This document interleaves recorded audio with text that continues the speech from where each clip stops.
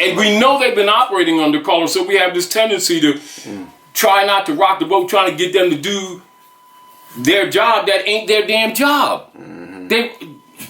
It's your job. Yeah. Step up, make the claim. And we got to remind ourselves, and I think this is where we need to work towards. Now, we need to strongly emphasize with ourselves the distinction between the corporate privileges that were put in place to steal the birthright in the first place, and always be clear on the missionary work of the Moorish Divine National Movement, and that is the reclaiming of the lost estate, which would include birthrights and other rights and lands, because we got to keep in mind what land actually means. You know that a lot of our people are still in the mentality that land means the aggregate dirt out there. But land means hereditaments, corporal and incorporeal, titles, rights and liberties, and other rights and even offices that appear on its surface not to come under the title of land, but absolutely do. So we got to remember that. We got to remember United States Code of Law, book title 12. And subdivision 9A and 9B, where the United States Corporation, when they breached, as an example, under Franklin Delano Roosevelt, right? They're obligated to all of the so-called monetary debts that they allege are ours. 12 section what? 9A and B. Yeah, I'm gonna get. Hold on. I got some more thumb drive stuff. No, some correction. Yeah. But the real deal is now. Help me. All right, I'm starting to transfer this. Over the years, our enforcing, Article 3 courts, and people who have been less sincere in this movement, particularly people in authority, because we've been emphasizing specifically the Court of Diversity of Nationality and Diversity of Citizenship, which is consular court. And since usually when people make reference to Article 3, they usually don't make reference to the consular court.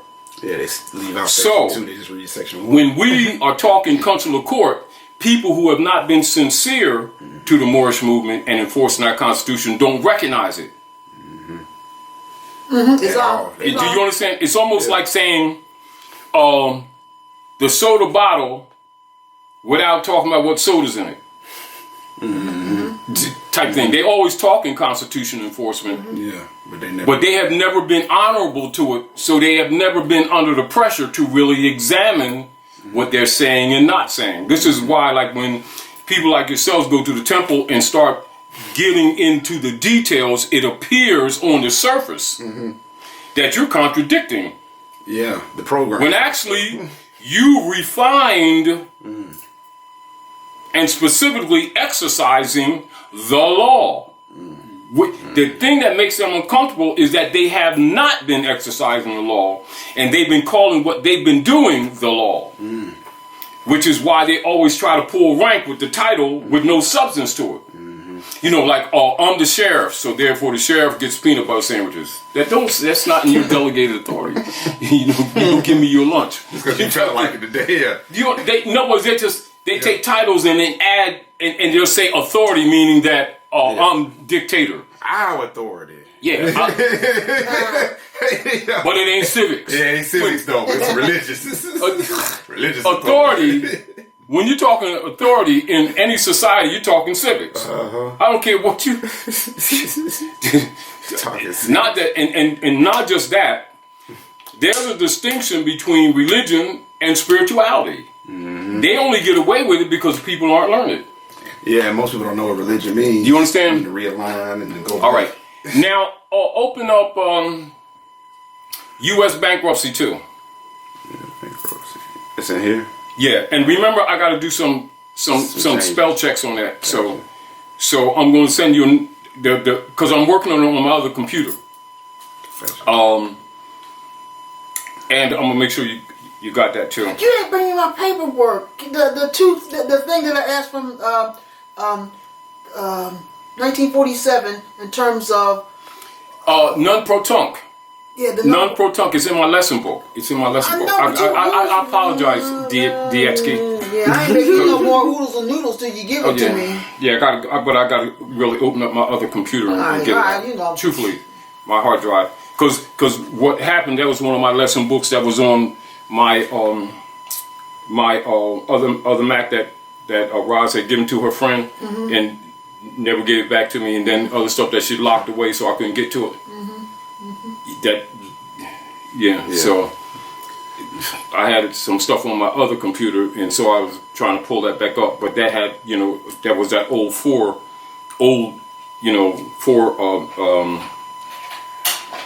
Microsoft, and it's on the crash computer. But anyway, what I want you to do is read because it's really only a couple of pages. I want you to read it out, Shauna. All right. It says in the matters of the House Joint Resolution 192, 73rd Congress in session, June 5th, 1933, U.S. bankruptcy martial law has been in effect since then. The bankruptcy of the United States. The following is a fraction of available notations made upon the operative results of organized and planned political, social, and economic executions fostered by owners and administrators of the United States Corporation and their Crown associates via their secret Treaty of Verona. Directly connected to these earlier designed covert and overt war agreements to overthrow all republics was the Coup D'etat directed to neutralize and to assassinate Abraham Lincoln, circa 1860s. So when one takes into consideration the current negative conditions existing via the corrupt politics and social order at North America in the 2000s and beyond, the aforesaid must be viewed and recognized as a foundational backdrop. In the more recent and current state of affairs, 2014 and beyond, there are worse economic, social, and political things to come which were and are directed against the people and against the subverted constitutional republic. The subverters of the republic have never rested in their dedicated missionary work, and if their entrenched misprision is not put in check at North America, much more suffering is a guaranteed outcome. With that being said, we can expect the pains, the miseries, and the abuses that attend the unchecked corruption existing at every level of the de facto U.S. corporate government. If we, the people, do not wake up, if we do not or don't enforce the Republic's Constitution, and if we don't seriously demand some accountability from those men and women who misrepresent themselves as our alleged servants in government, we should be held as complicit to the frauds imposed under a color of office, under a color of authority, and under a color of law.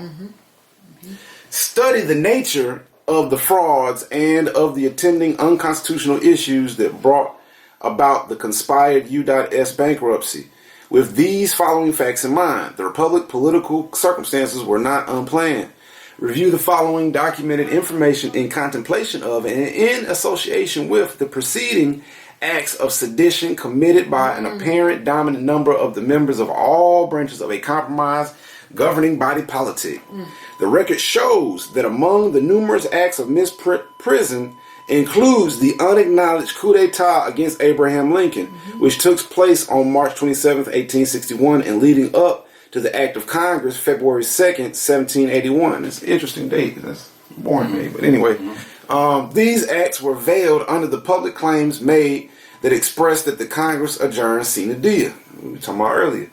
The record will show that many aspects of the subverting barratry operations born among the British accredited registry or bar members was and is apparent to any diligent or credible researcher.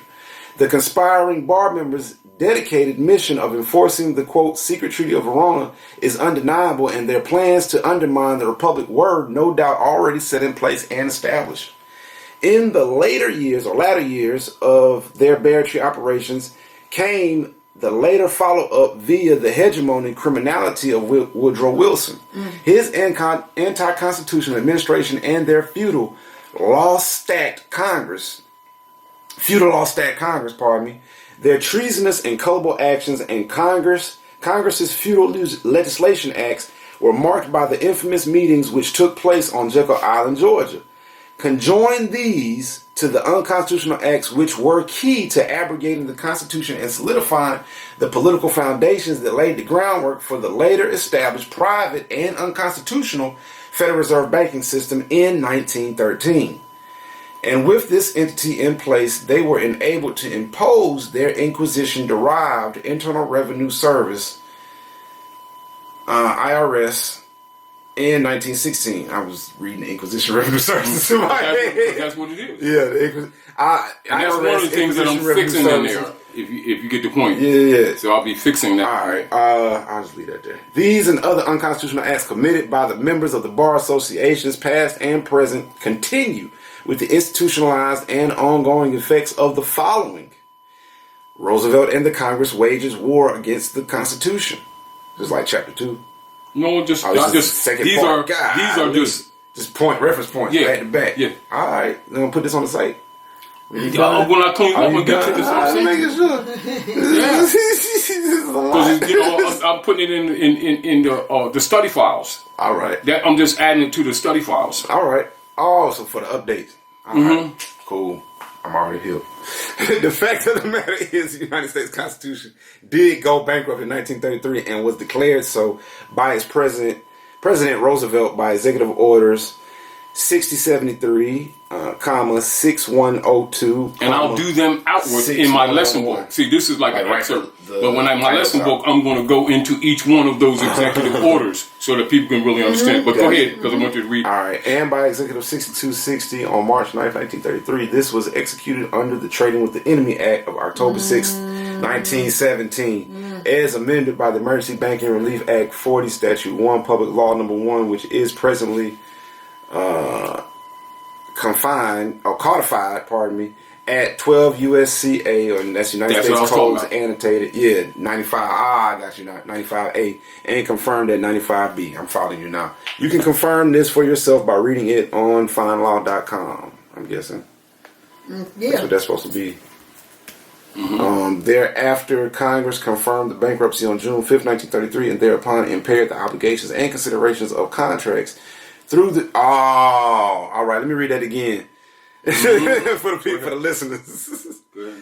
From the top. The fact of the matter is, the United States Corporation did go bankrupt in 1933 and was declared so by its president.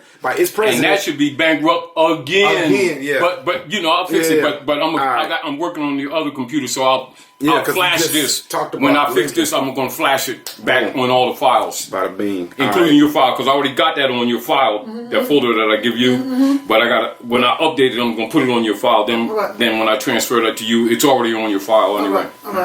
We're talking, this is what I'm saying to you. Because we have to keep these things in mind, because we keep forgetting that when they did the breach, and even when they started using the birth certificates to back their corporation, they also had to give the remedy, and the 95A is that we are supposed to actually get vouchers. They supposed to actually... That's where the discharge comes in. Yeah, exactly. I follow you. And so we don't need no damn... we don't need no daggone 9-point number to... So then what we was talking about before with the restoration in the documents and whatnot, that part that I... Now we've got the platform by which we can lawfully execute. We could talk the moral argument. Yes. Yeah, all day. But however, the platform is Article 3 court. But it's up to us to do what Drali said, Act 1, to enforce the law. Now, and that is the platform. It's not optional. That's the platform. You can make the same argument, but off the platform, and you don't have the validity. You do technically, but you don't really have. Now you got a court. Use it. And this is what I'm saying. Islam. What we want, we need to organize the people in the different districts and execute the law. Islam. Judicial memo. You don't need to ask them for anything. You tell them. Islam. But what happens is, and this has been a pattern, as people wake up and suffering, and the people who should have been doing their job hadn't been doing the job, people have been forced to fight as individuals, instead of energy units, and been overwhelmed or ignored.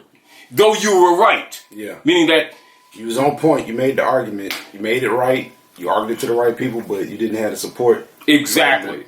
And their color of law and color of operations. Because they ain't like they're going to say, oh, damn, you caught me. Let me pack my desk. It's not that they're not moving because you're not right. They're not moving because you don't realize that this is really a mobocracy and not exactly. You're admitting it and then acting like you don't know what you just admitted. Yeah, what you just admitted. You're admitting that they're de facto, and then you're going at them expecting a de jure activity. Yeah, something de jure to come out of it. And then you let them offer you, well, we'll give you non-digit numbers. If you bite this apple, we're going to give you something. Oh, well, should I do this? Yeah. No. Not really. What are you expecting? So this is basically what I'm saying. And all I'm saying is, the more we get Moors to act on the Constitution and treaty principle, rather than just agreeing that that is the law, what happens, we keep agreeing it's the law, then we won't act on it. Islam. Then we keep on trying to fight as individuals from a compromised position or offer that they make that's really designed to bull you off the constitutional platform into a corporate process that's already human trafficking. Islam. Promises, but everything that they do is designed to steal your birthright or to live off your virtues. It's not designed to liberate you from their clutches. It's designed to put you in their clutches, even if the glove seems velvet. Yeah, or golden. Which the 9-digit number promise appears velvet. That's the IRS. The IRS is the Inquisition Revenue Services. It is the setup by the oligarch, the kingship oligarchy that was set up by the Congress who adjourned sine die.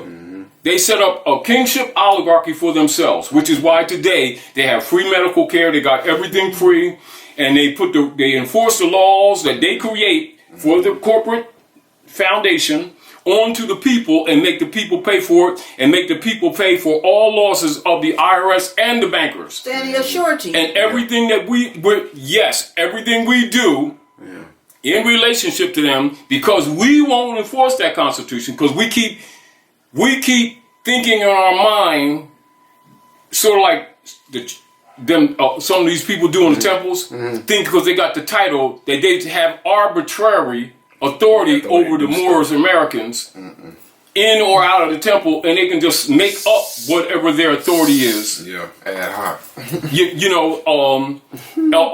then when you present a legitimate point, they know you're right, so they want to shut you up. Oh, the meeting's over. I'm the chairman, so I can close the meeting down. I'm closing the doors. I'm closing the doors at 11. Well, it's 11:58. It's 10:58. You know what? We don't shut down till 12. You know what I'm saying to you? And this, always trying to pull rank. But we've got to remember, Amendment 9, and the principle of trusteeship. Once a fiduciary breaches, I don't care if they're sitting in the office and the lights are on. They are not office holders. And they can't breach and then step back on and say, well, I'm going to act right tomorrow. All the rights automatically revert back to the people. Now, whether the people exercise the right that belongs to them, that's another issue. And it's outside of that venue with them. Yes. It's outside of any conversation with them or any permission with them. And we're still having this mentality that we got to seek some kind of permission or application with them. We've got to purge ourselves of that. However, we strengthen ourselves by acknowledging what we all agreed to help in the missionary work of bringing the people back into the constitutional fold of government, enforcing that Constitution for the United States. And the enforcement of diversity is Article 3. Problem is that the men and women who committed themselves by word and title to carry out this missionary work have been in breach, and they have been practicing breach. What did he say? Moors have been coming into the temples under breached persons who have been assuming authority that they abandoned, and the people keep submitting to their opinions, not recognizing that the birthright is theirs. So this mentality of subordination that we have is what we have to purge. But that's what he says. I have a few faithful Moors, and I'm telling you, dear That's brother, going to help me. He says, help me in my great, and he tells you the great missionary work is to enforce that Constitution. But he said it's coming from both sides, both sides, from our side of the nation. And he says some of the Europeans are even trying to help me. Why aren't you? The Negro problem is your problem. Yeah. Now, but that's the point. So keep in mind. And so we, just like when I did in the reversion, and I talk about 95A, this is because the United States Corporation Company, the debt is theirs, not yours. We keep accepting the debt that they're implying is on us. Standing the sureties. Yeah, standing the sureties for them. They party and they say, And the 9-digit number is a conditional, jurisdictional claim where you give it back to them the authority to regulate your interest in your estate. And all I'm saying is, and like you're assigning them as trustees at that point. Again, you've assigned them, you've authorized them when the issue of our activities is to disengage them from the personation that has been continued under the guise of being government. But even though we know they're de facto, we're trying to peacefully get along with them and get some things done. And we keep on, what we keep on doing is going in the cave, pulling down this side of the turtleneck and say, man, peace, come on. Get a little bit. I'm giving you the small vein today. I'm giving none. You know what I mean? And Just don't take all of it. And this is what we're doing. God damn.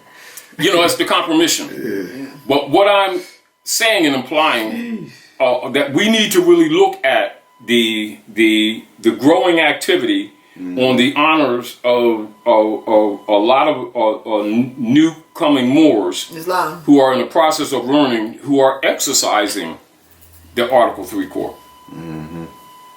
And we have deliberately not tried to micromanage them. Islam. We support them in the background and let them evolve so that they don't get, you don't want to suppress that creative energy. Now, let's consider this. They've already extracted over 28 people from prisons. That's right. So, the fact that they've been exercising what we've been telling a lot of Moors for years makes them worthy. Let us use this growth that we ourselves have created. When we started, doing the questions and presenting it openly to the people. And people was criticizing, that's what we giving that shit on the internet and getting people waking up and blah, blah, all that kind of stuff. But the deal of it is, it took on new life. Even though we've been doing this for years, it took on new life. It has a life of its own. We should seize advantage of it and use it.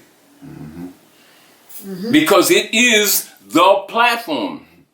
And I think, again, like I said earlier, because we're saying consular court restoration, it's not dawning on them that we're restoring Article 3 court. And the other issue, in all of the other processes, including the 9-digit numbers, including the birth certificate, authenticate, all these different positions that they're taking, including UCC, financial, all these things are attacks, not so much attacks, but attempted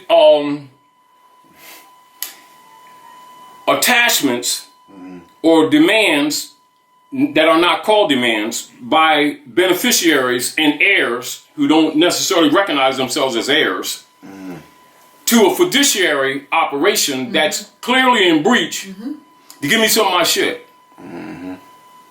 When You can just it already reverted back to yours. You ain't claiming it. Right. And we know they've been operating under color, so we have this tendency to try not to rock the boat, trying to get them to do their job that ain't their damn job. It's your job. Yeah. Step up, make the claim. And we got to remind ourselves to read Amendment 9 over and over again. Even give the Constitution. The Constitution. Yeah. And just a reminder, you know, and we got to remind ourselves of our obligation to ourselves and to the movement. Whenever these type of conversations come up, even if we still do what you call compromise. Yeah. You know what I mean? Mm-hmm. That's it. Even if you're in a compromised predicament. Meaning working within contracts. Mm-hmm. So, we're going to start off. That's it, right? Yeah. Article 8, Article 9. Or is that the Confederation? That's the Confederation. Hold on.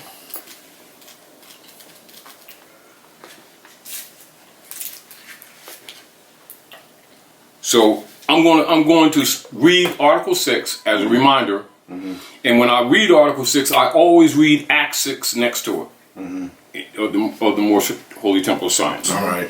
So keep that in mind, right? So I always read Article 3, Article 6, Amendment 9 as a reminder because we need to remind ourselves. All right, so Article 3. The judicial power of the United States shall be vested in one Supreme Court, and in such inferior courts as the Congress may from time to time ordain and establish. The judges both of the Supreme and inferior courts shall hold their offices during good behavior. And they ain't been good behaviors. So we ain't even got to go through that. And shall at stated times receive for their services a compensation which shall not be diminished during their continuance in office. Section 2. The judicial powers shall extend to all cases. It shall extend to all cases in law and equity arising under this Constitution, the laws of the United States and the treaties, it's capitalized, made, or which shall be made under their authority. Our authority? To all cases affecting ambassadors, other public ministers, and consuls. And consuls. Now, that's to all cases real specific word of admiralty and maritime jurisdiction. So when you're talking admiralty and maritime, still that too. Admiralty and maritime? Yes. Jurisdiction. The law of the sea, you mean? Even then. Oh, all right. To controversies to which the United States shall be a party, to controversies between two or more states, between the states and the citizens of another state. And then they talk about note changed by 11th Amendment. They ain't changed shit. Between citizens, there ain't no convention. Between citizens of different states, between citizens of the same state claiming lands under grants of different states, and between a state or the citizens thereof and foreign states, citizens or subjects. Now you already know that's an international platform. Already. All right, so now, so let's go to Article 6.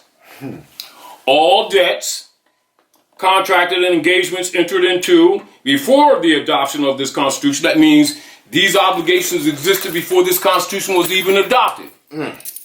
So now you're talking treaty and the ordinance of 1787. So that means this Constitution, without saying that, is already attaching you to the treaty and to the ordinance of 1787. So you got 1786, 1787, 1788, and 1789 successive under protection of Article 6. Thus, Act 6 of the Moorish Holy Temple of Science. And we are teaching our people their nationality and their divine creed. So come on. That they are part and parcel. It's this land. And land, you already know what it means. All right, well, I'm just throwing this out there. Yeah, for the record. Yeah. We talking to them down there. I hope they listen. They put a mic on, they put them little mic buttons on you. Yeah. Anyway, so adoption of this Constitution shall be as valid against the United States under this Constitution as under the Confederation. So that means them laws are still in effect. That's wrong. This does not supplant them. They are all connected and active. Thank you very much. Now, this Constitution and the laws of the United States, which shall be made in pursuance thereof, and all treaties made, or which shall be made under the authority of the United States, shall be the supreme law of the land. All of them are the supreme law, not secondary, the supreme law. And that's the heart of the Moorish movement. So anybody that contradicts that, suppresses it, minimizes it, is in breach of their office. Islam. And against the people. And in breach of their trust as well, Exactly. as well as the covenant. And shall be removed. That's why Drawley did the additional bylaws. And Act 1 addresses that argument. That's right. Anyway, so the authority of the United States shall be the supreme law of the land, and the judges of every state shall be bound thereby. Anything in the Constitution or laws of any state to the contrary, notwithstanding. The senators and the representatives before mentioned and the members of the several state legislatures and all executive and judicial officers, both of the United States and of the several states, shall be bound by oath or affirmation to support this Constitution, and no religious test shall ever be required as a qualification to any office of public trust on the United States. So your religious beliefs ain't got a damn thing to do with it, so don't even enter that shit. Oh, thank you very much. Now let me go to let me go to amendments. Number four says we must observe these divine laws. Exactly. And we must obey the Constitution, because by being members we're part and parcel. Yep. Exactly. So now. You said 9, right? Or 11? 9? So now, hold on.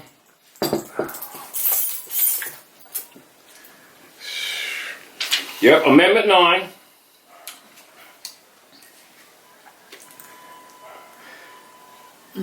They are convicted. They're convicted. You got that damn right. Call. Amendment 9 to the Constitution, also referred to as the Bill of Rights.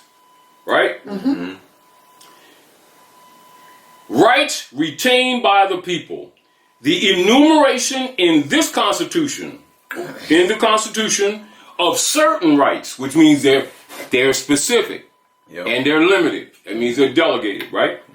Shall not be construed to deny or to disparage others retained by the people. So that means a broad catch-all. That means even though you have people in government, they are given the powers to exercise authority by representation on them rights, but those rights are not relinquished because of that office. They are still retained by the people. And when they breach any rights that they've been exercising, goes back to the people. It is our duty and responsibility to enforce that Constitution, which includes the treaties and the ordinances. So let's get off this bullshit. And this is back to where these people keep on thinking that because they got a title that they own the people's birthright. So even with the title, even if they're not in breach, the rights still belong to the people. And the people had any time to what? Retain and reclaim and exercise that right. Why? Because it's unalienable. And they keep putting liens on these people's rights. Trying to pull rank. And trying to get them to just remind you. Get them to assign them to. And we got when people in these type of questions come up, that must be addressed all the time. Otherwise, it wouldn't take into the Constitution. That includes sheiksies and grand sheiksies and chairmen and associate chairmen and all this other kind of stuff, because they're trustee, vestrymen, and wardens. And they are fiduciary positions. Yes. So therefore, this is good for the moment anyway. Therefore, fundamental trust law between fiduciaries, fulfillers, beneficiaries, and heirs should be a taught process, because herd statutes and the authority implies that. And the bylaws implies that. So these people need to know civics in order to keep this thing in order. That's why it's on the back of he said, he got the 2 books. It's on the back of the 101, Our Authority, the 101 questionnaire, Our Authority. And when those laws are violated, Justice must take its course. Islam. What is justice when a fiduciary violates their office? They are thrown the fuck out. It's called caveat emptor. Islam. Just a reminder. No, that's real. And that's basically my answer. All right. But continue to read All right. that, where you were. All right. Yeah, ate your mint already that I fast? busted it down, man. Oh. It was good. All right. We had Bump it up so you can read it easily. like that. Well, I don't think it'll get much better. I don't have a... Oh, boom. Come on. There we go. All right. The fact of the matter is the United States, so I'm just going to start from the top on this section. Roosevelt and Congress wages war against the Constitution. The fact of the matter is the United States Corporation did go bankrupt in 1933 and was declared so by its president, Roosevelt, by Executive Order 6073, 6102, 6111, and by Executive Order 6260 on March 9th, 1933. This was executed under the Trading with the Enemy Act, close quote, of October 6, 1917, as amended by the Emergency Banking Act, Relief Act, 48 Statute 1, Public Law Number 1, which is presently codified at 12 USCA 95A and confirmed by 95B. You can confirm this for yourself by reading it on findlaw.com. Thereafter, Congress confirmed the bankruptcy on June 5th, 1933, and thereupon impaired the obligations and considerations of contracts through the joint resolution to suspend the gold standard and abrogate the gold clause, June 5th, 1933, close quote, CHR 192, 73rd Congress, first session. When the courts were called upon to rule on various of the provisions, and that might be an edit in there. Yeah. On the various provisions designed to implement and complement FDR's Emergency Banking Relief Act of March 9th, 1933, they were all found unconstitutional. So what FDR did was simply stack the courts with Roosevelt's chosen ubiquitous or obscurus, chosen to fill it with his personal members of the bench and the bar, and then sent many of these cases back through and reversed the court's rulings, which declared these actions as unconstitutional. There's a little context clues there. House Joint Resolution 192, SGR 192, 48 Statute 112 was passed by Congress on June 5th, 1933. The act impaired the obligations and considerations of contracts and declared that the notes of the Federal Reserve banks were, quote, legal tender, close quote, for the payment of both public and private debts, and that payment in gold coin was against, quote, public policy, close quote. In effect, Franklin Delano Roosevelt and compromised U.S. Congress under executive orders and legislative fiat nationalized the people's money, i.e. their gold coin, Nationalization is a violation of the law of nations and existing public policy of Congress. See Hilton v. Guyot, 159. So we need to look at that case and see what the dispensation was 1895. to make clear the argument. Because really, what is the nationalization and violation of law of nations? Why? Because the corporation can't nationalize shit. Yeah, that's what I was finna ask you about. Yeah, you jumped to it. Consciousness that people need to be in at all times. But continue. All right. The gold coin that was confiscated, nationalized under corporatocracy, basically, was later used. Translation: they stole the people's guns. Gold. Stole their guns and their butter. Was later used to purchase voting stockholders' shares. They stole the people's money and bought stock in the bank. Damn. In the bank and the fund at $35 an ounce. Pennies on the dollar. Exactly. Jeez. They stole people's finance, bankrupted them, and invested in the banks, man. Exactly. Trillions. But go ahead. Woo-hoo. All right. At this point in time, quote, fair market value, i.e. a willing seller and buyer without compulsion, lost any substantial meaning. Yes, meaning that what? The markets was fixed. In other words, like they rigged the markets, Yeah.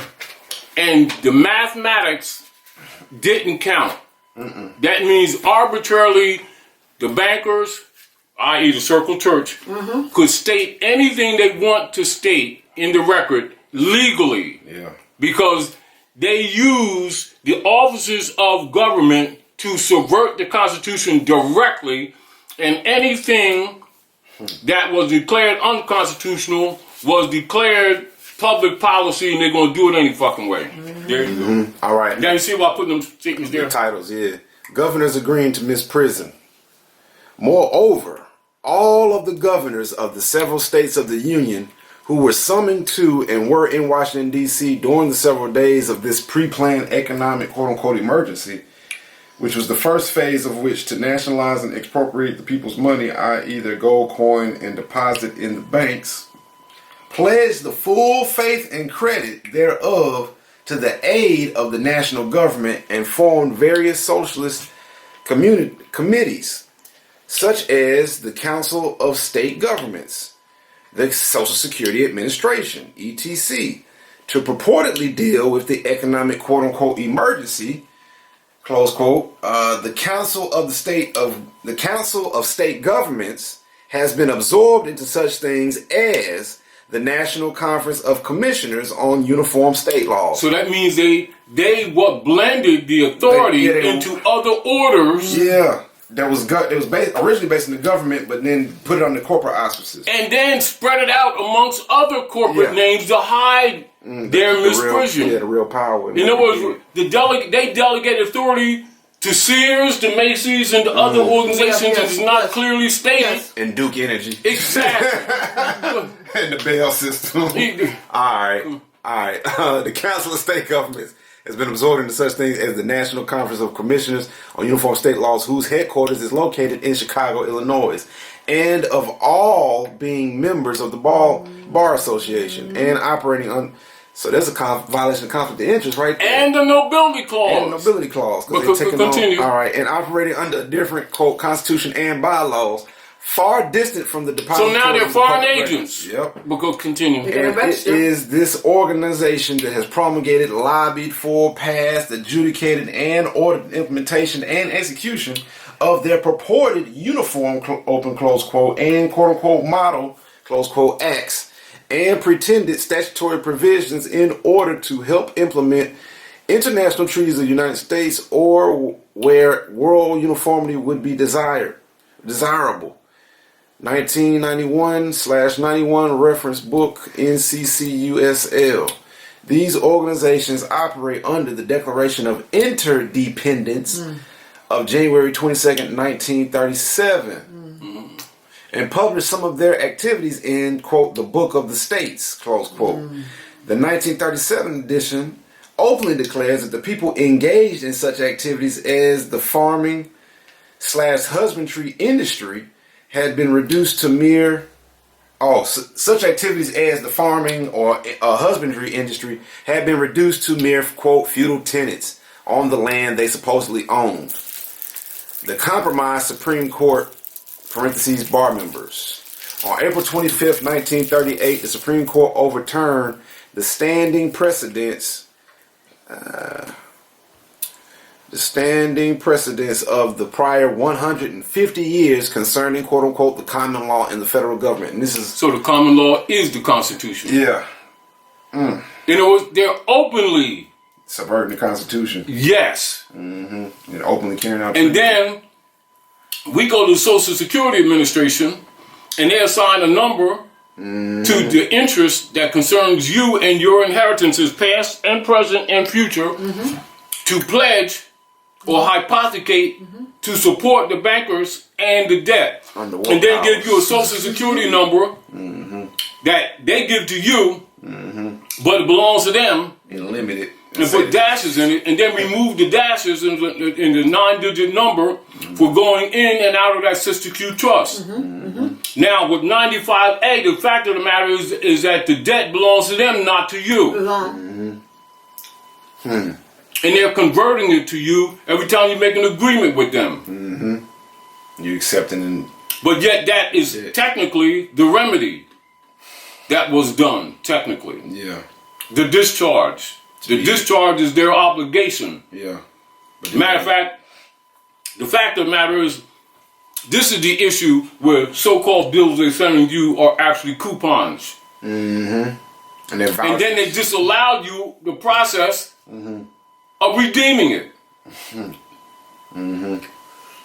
Try to hold some taffy over your head. I'll tell you that you can't do it unless you got... What time? 5:30. Oh, 5:30, all right. I gotta get ready to go myself.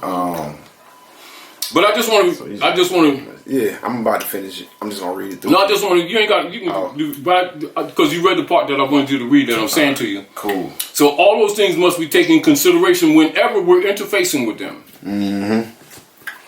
You know, and go ahead and take the liberty to expand. You know, but the deal of it is that's basically what I'm throwing on the flash. So I took a paragraph that I found. Yeah. About that, and I just expanded on it. Yeah.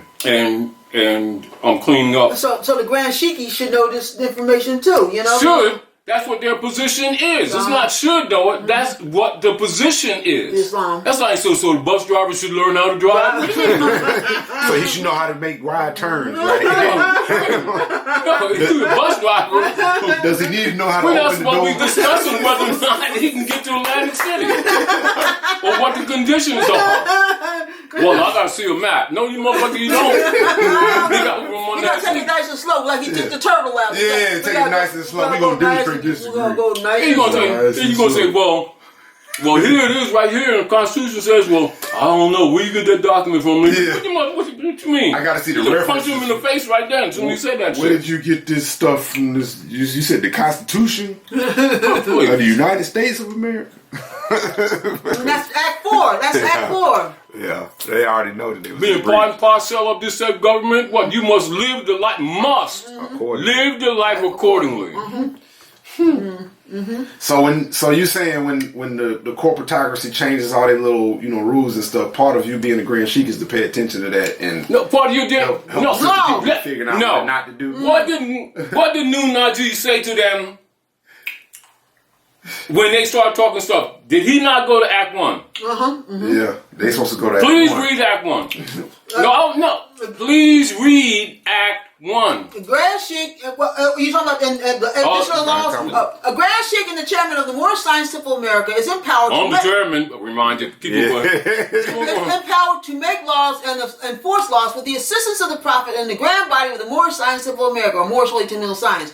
The assistant Grand Sheik is to assist the Grand Sheik in all affairs if he lives according to love, truth, peace, freedom, and justice. And it is known before the members. Oh, do they know civics? Do they know the obligations of these people? Oh. Are they not clearly in breach? Yes, they are. Did new Nagi tell them that? Oh. Somebody ain't been telling them that often enough, has they? Nope. Clearly. This is my point. That's the problem, right there. Because ain't nobody came in there with it. And even brought it up. Because everybody, really, when we went in there, they just wanted to say, the point that I'm making is the problem they have with y'all. Yeah. They're acting like you all are a problem when you are there enforcing a law that they're obligated to enforce. Y'all ain't enforcing, you're just mentioning it, and they're upset.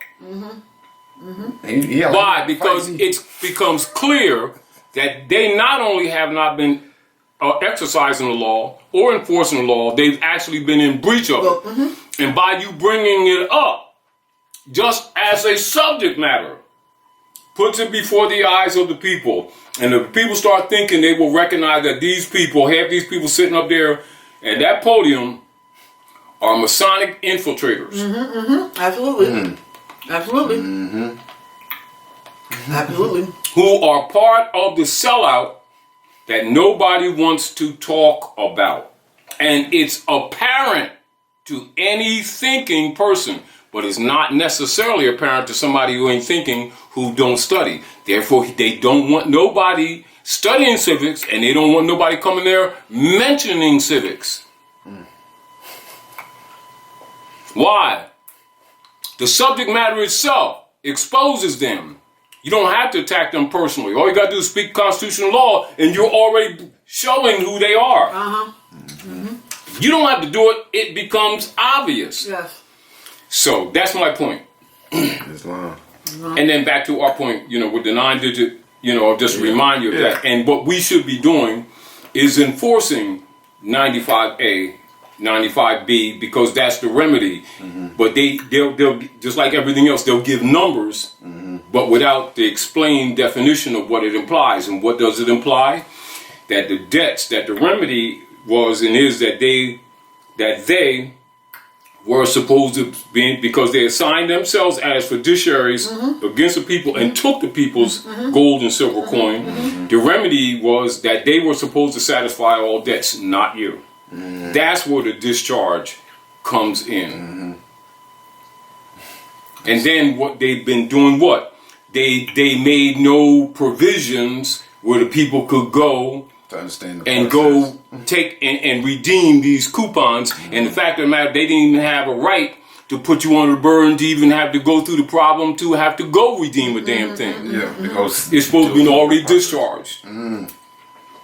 I mean that you're not even supposed to be burdened to have to worry about it. Yeah, because that's what 10-10-5905 is. It's theirs. It's our best. And then Drew Ali did what? He set up. He said for these people. He set up an order of trust, the Moorish Holy Temple of Science, unincorporated. Right. And for the protection of the people that come in, they adopted the religious affidavit under Heard's law. That's right. And set the Moorish Science Temple of America as the corporate name for the Moorish Holy Temple of Science. That's why they altered the authority on the back of that thing, saying the Moorish Science Temple adopted the name Moorish Science Temple. Bullshit. Moorish Temple of Science adopted as its corporate name the Moorish Science Temple of America. They even tampered with that instrument. That's why they upset when Moors say, oh, it looks like the original documents say here part and parcel, and y'all done modified these documents. See, because they know they're in breach. This is why as soon as you start talking, they'll start getting on subject matter that you ain't even brought up, because they already know they're in breach. Yeah, trying to divert. Talking about Jews. What the hell? We weren't So it's sort of like, how they say answering questions that wasn't asked type thing? That's exactly what happened. Because Jews, they were talking about Jews. Man, nobody talking about no fucking Jews. They told them, we're supposed to be a nation like the Jews. Yeah, like the Jews. Jew ain't no damn nation. Yeah, that's what they got a flag. They got a flag. They are full of shit. And I asked them, I was like, wasn't they supposed to be somewhere like Rwanda or something before they decided to take on Palestine? That's Balfour Declaration. Even the stuff that they be talking is in breach of the movement. Let's just give people some final thoughts in the last 5 minutes that we got on the tape here. Yeah, basically, it cannot be emphasized enough, the enforcement of the Constitution for the United States. The divine warning by the prophet for the nation, which clearly states the heart of the Moorish movement, because this needs to be emphasized more and more, and especially when you go to the temples. Again, bring this up. Go to the divine warning. You don't have to read the whole thing, because they get bored, they get starry eyed, and they start looking in the corner like this, so you already know they're sleeping. Help me in my great missionary work. That's a precluding statement and a request. And a command by the prophet Nabi. Help me in my great missionary work to bring my people back into the constitutional fold of government. Now, I ask you this. Is that not a statement that clearly dispenses a clear comprehension of the cause that created the Moorish Divine National Movement? Yep. So the constitutional enforcement is primal, not secondary. It is primal to the Moorish movement. It is very clear. And he did not just say divine warning to the nation. He said nations. Right. Therefore, it is a diversity platform. And then he opens up the divine warning with talking about Japanese, Chinese, and others. That's the opening statement. That is a diversity statement. Is it not? Right. Directly. You speaking about other nationalities? So when somebody in the Moorish Science Temple starts even saying Drew Ali didn't teach civics, or when they even imply to overlook Article 3 in any form, they're enemies to the cause. Islam. And they've been getting away with it because they have controlled the education of these people. And they've been calling their private political platform religion. And they haven't even been teaching religion. It's gone. Gone. And that's the truth. They've been getting away with condemning civics, which is the heart of the Moorish movement, condemning anyone or any group of Moors who've been enforcing the constitutions as if they're renegade, when it's clearly the center of the movement. They've been altering clearly the Prophet's documents. There's been no constitutional convention, but they know that people who don't know civics don't know that those major articles and constitutions and documents cannot be lawfully or legally changed without a constitutional convention. And there's been no constitutional convention for the United States or in the Moorish Science Temple of America. That's right. Now that's a fact. And that the Moorish Science Temple of America is, in fact, not technically, in fact, the corporate name for the Moorish Holy Temple of Science, which means the Temple of Science has not disappeared. That's right.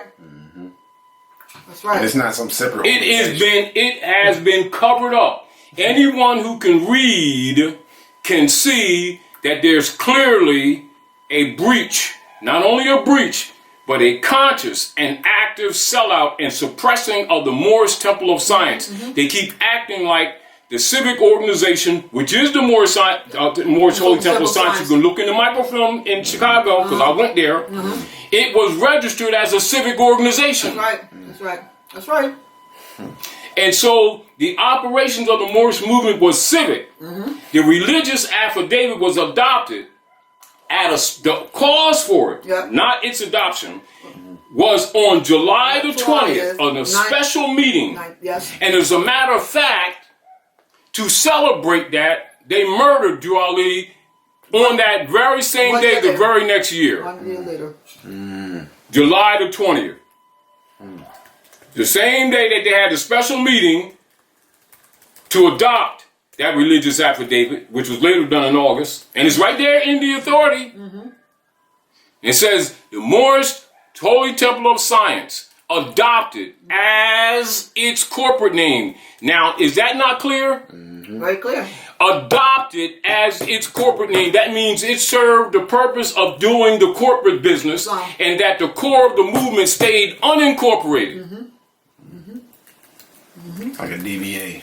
You got that right. And so the Moorish Science Temple of America, the corporate name was adopted in 1928, not 1913. And anyone who says that to the contrary has been lying. It's wrong. Thank you very much. I got to get ready to go. All right. It's wrong.